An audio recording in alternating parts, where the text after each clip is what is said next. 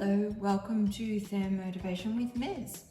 Tonight I am going to be cooking a pumpkin pearl barley risotto with chorizo, and I haven't used this recipe before and I thought I would just try something different, use up what I've got in my fridge and show you at the same time and then see what it tastes like. And if it's really good, hopefully you can all get on board and give something like this a go. So I'm going to turn the Thermomix around. Oops, a bit of pumpkin peel under there. From saving my veggie peels, I'm going to chop those up and add them to my compost, just so they break down a lot faster in the soil rather than waiting for the big chunks of things to break down. So I have my recipe up. If I scroll down, it says 50 grams of Parmesan cheese cut into 2 centimetre pieces. I don't have a block of Parmesan. I have a tiny little bit of grated Parmesan that was on sale. That's all I've got, so that's what we're going to use today. So I'm going to skip step 1 and I'm going to press step 2, which takes me to the onion. So I'm going to add my onion. It's only asking for 40 grams. I've got 188 grams because to me, if you've cut an onion, you can't save it, throw the whole onion in. The only time it makes a difference is if you're using the high heat cooking, and then it will ask you to cut it a certain way and a certain weight, and it knows if you're cheating. Now I'm also adding some garlic because we really love garlic. So I think it's very good for you. So 3 cloves of garlic are going in with the onion. On goes the lid. And 3 seconds of chopping at speed 7.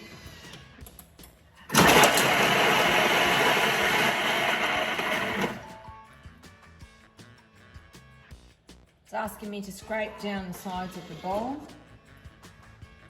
So there's a little bit in the lid. I'll just use my spatula and scrape that into the bowl as well. I can hear rain. Most unusual. Sunny Queensland, they said. You'd be in a t-shirt all the time, they said. Anyway. So that's my 3 seconds of an onion and garlic. Oopsie daisy, I can actually see, because I wasn't concentrating, I've thrown some pumpkin in there as well. Wow, silly me. Don't know why I did that, because I've got pumpkin here peeled and weighed. Looks like today we're having risotto with extra pumpkin. So because there's pumpkin and it hasn't chopped as easily as my little bit of onion and garlic, what I'm going to do is use my back arrow and repeat the step of the 3 seconds of chopping. And you can do that at any point when you look in the bowl and you think it's not how you expect it to look because you may have decided to change the ingredients or mucked up like I just have.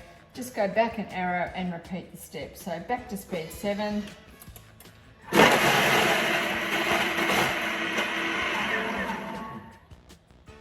Now I could hear that actually stopped after 2 seconds and it was no longer having anything hit the blade.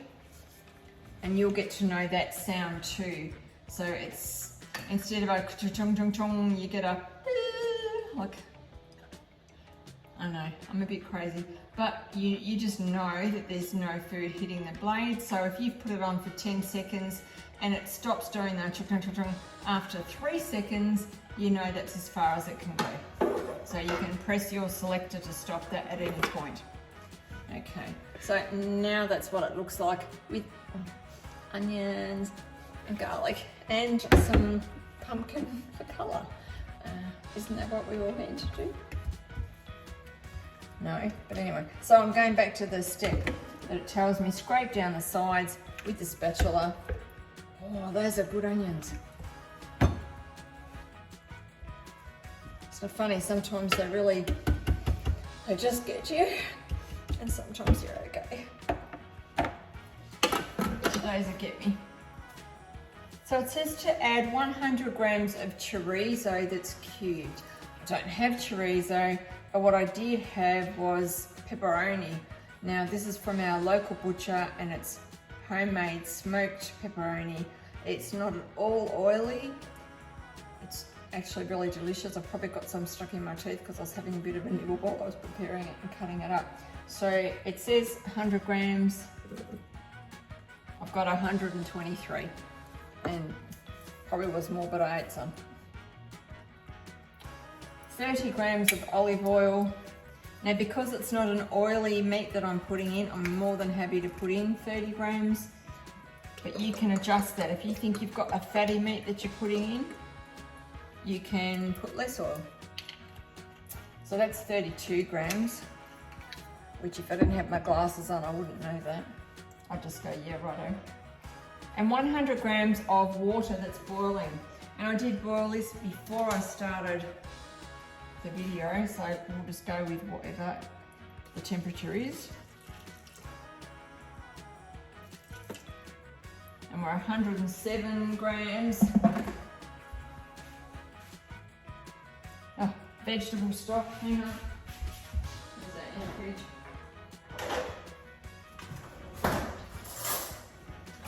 And like I've said in previous videos, I like to have all my ingredients out ready on my left-hand side before I start, but, well, maybe I didn't today. So it says a half a teaspoon of vegetable stock.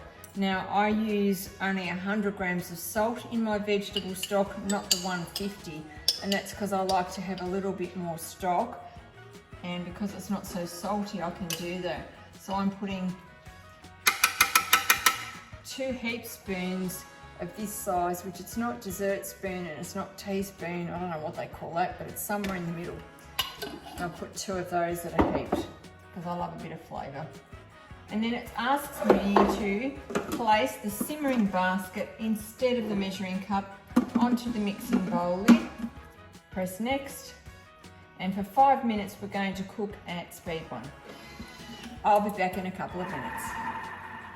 So 5 minutes is up, and here I am back to press next, and it asks me to add 250 grams of pumpkin flesh cut into pieces that are 2 centimetres. I've never found a square pumpkin yet, so my pieces are all different sizes, triangles, squares, whatever.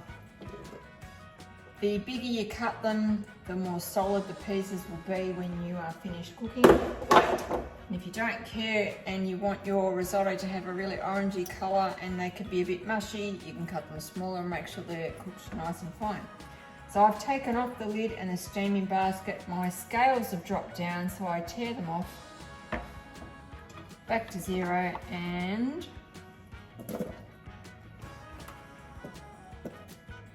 I've got 183 grams. Now, if we recall earlier, I may have had some pumpkin in the bowl, so I'm just going to guess that that might have been the 70 grams or so that's missing now. That'll do. Stir pumpkin in with a spatula. I probably wouldn't be bothered doing that if you weren't watching, but because you're watching, yes, look at me stir away. I often don't use the butterfly either, because I don't like washing it up. Place the simmering basket instead of the measuring cup on the lid. And 5 more minutes of cooking on speed 1. I'll be back in 5 minutes. Just thought I'd mention to you, while the 5 minutes of cooking is happening, there is the option of pressing preview, and if you do that, you can see what step is going to come next, and you can press next, and it will tell you what you're going to add. Oop, and I can see now it says to add my pearl barley rinsed, and I haven't done that. It's still in the bag, but I can come back to it. To get back to the recipe, I press my little house key. You'll see there's a little green folder comes up on the top of the screen. And if I press that, it takes me back to where I am at in the recipe. There's also the option of pressing the 3 dots on the screen, and I can press recipe detail, and that takes me back to the original screen that I was in, and I can scroll down and have a look and see what's coming, and make sure I've got my ingredients ready and I know what's happening. And when I'm ready and I've finished, I'm happy with that. I can just press a little house key. My little green book pops up at the top and I press that and I'm back in the recipe where I was originally. I just thought I'd let you know that's how you can play around and find out what comes next. So my 5 minutes is up, and while that was cooking, I have weighed the barley on my other Thermomix and given it a rinse in the steaming basket because I have a spare one with the second Thermomix. So now I press next. It says to scrape the base of the mixing bowl with a spatula to loosen the mix. So I'm going to take those things off the top.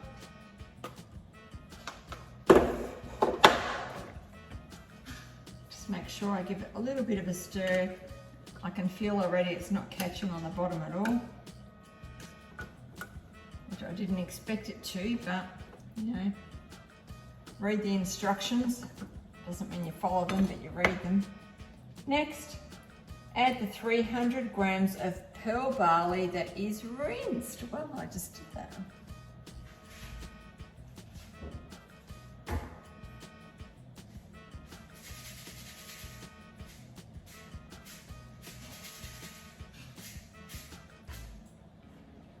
Just shake the excess water out and it's saying there's more than 300 grams.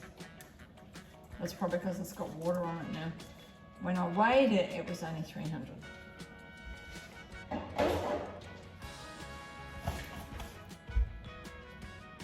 $100 grams of dry red wine. Now I always buy the really good $5 wine. This is actually Jacob's Creek Sauvignon Blanc. I don't know what that's doing in my fridge for cooking, but I'll donate it to my risotto. I'm sure it was good for drinking once upon a time. And we're at 106 grams. Usually I just buy, I think it's Whisper's $5 dry wine, and that does the job beautifully for risotto. 700 grams of boiling water. It's been a while since it's been on the boil, but because you're watching, we'll just throw it in anyway. 700 grams.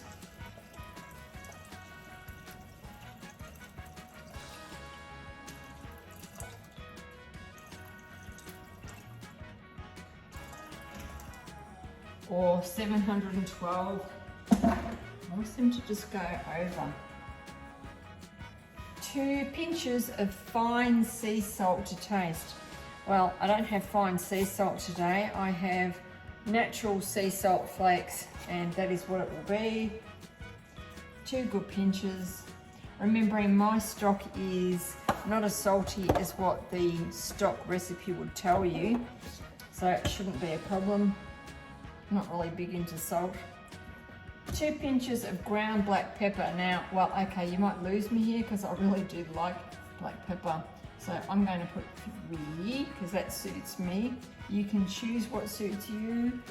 As always, in any guided recipe, adjust it to suit your tastes. Now, here's a little thing. 1 sprig of fresh rosemary, leaves only. Now, I bought this little thing from the Thermomix shop called a herb stripper. I haven't used it yet, but here it is. And it comes with a blade cover because the bottom of the stripper has centimeters, and that's actually quite sharp, but you would poke your herbs through the hole it suits to strip the leaves. I'm going to put the blade cover back on because I hope I don't need that at the moment. And being the first time I'm using it, I don't want to hurt myself. Oh, Jacob's got it back to front, of course. That's Murphy's Law. So I pulled 1 stick of rosemary out of the garden, which is the only herb that I've got growing. And if I'm going to try and poke that through, I'm going to have to pinch the top off first. And then see, depending on which herb it is, which hole it's going to fit through. Maybe I've taken this a little bit early from my garden because it's a bit flippy floppy. I'll just take a few more leaves off the top so I can gauge the size of the stem. Okay, it should go through one of the smallest holes there. How am I going to catch it? So if I poke that through and then pull, it's working.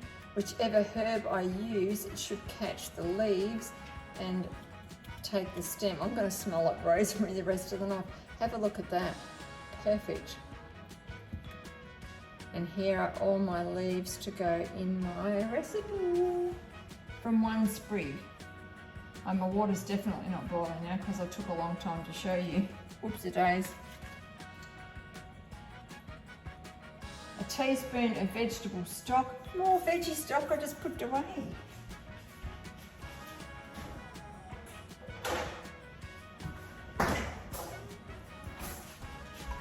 Stinkers. Now I've got dirty another spoon. Righto. Another heap spoon of I don't know what size and a little bit more. Why not? Next, lid goes on, simmering basket on the top.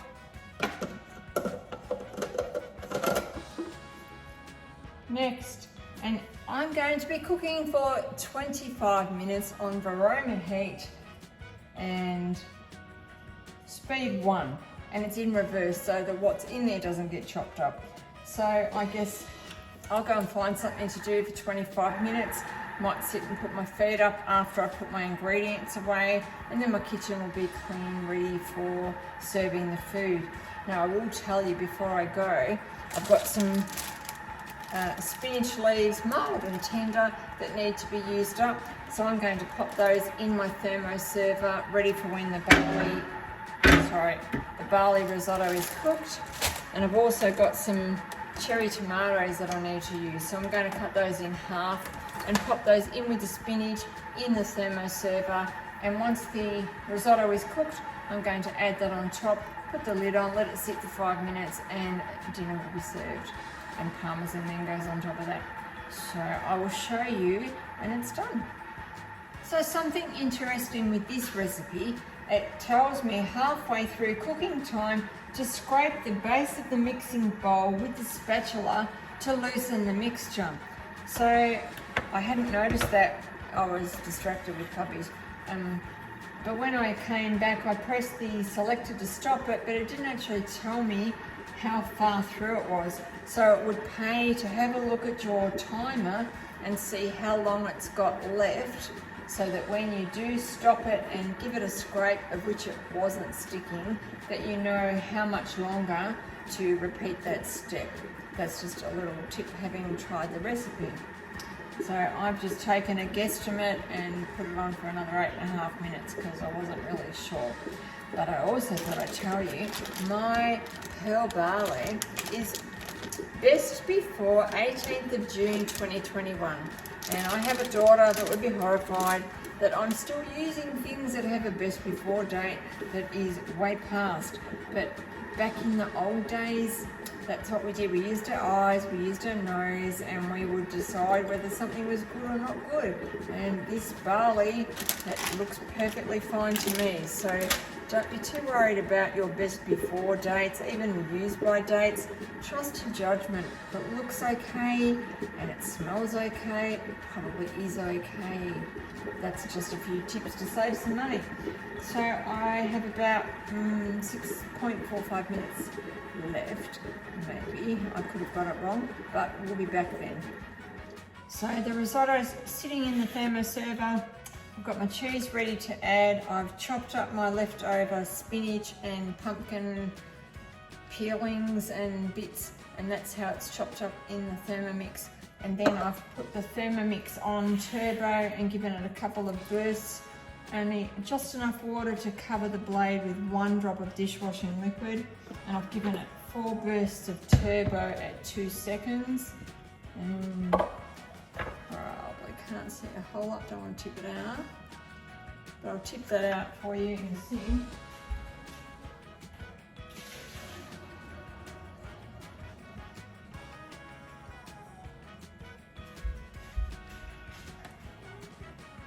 And that shows you how your bowl cleans up. Just needs a little bit more of a rinse with the brush and some water.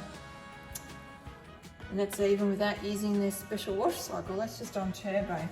And that's what I love, because in the meanwhile, everything's put away, all my dishes are done, my compost is made, and I'm ready to sit down and eat while my risotto with barley has been finishing its cooking. So you could be doing whatever you like. It might be looking after kids, bathing them, getting lunches ready, or sitting down with your feet up having a glass of wine. Whichever it is, enjoy. Thanks. So I can't say risottos ever come up really good in photos. They just look like mush. But that is what my barley risotto looks like. It's not too bad.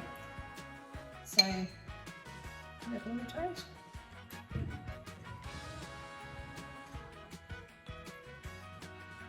Still very hot. Flavour's good. Maybe I could have let the barley cook a little bit longer, but that's my own fault for not observing, but you won't make that mistake now, I have. But it's an alternative to the Aborio rice, particularly if you've run out and you live in an area where you can't get to the shop and buy more. If you have some pearl barley, what a good way to get something nutritious into you.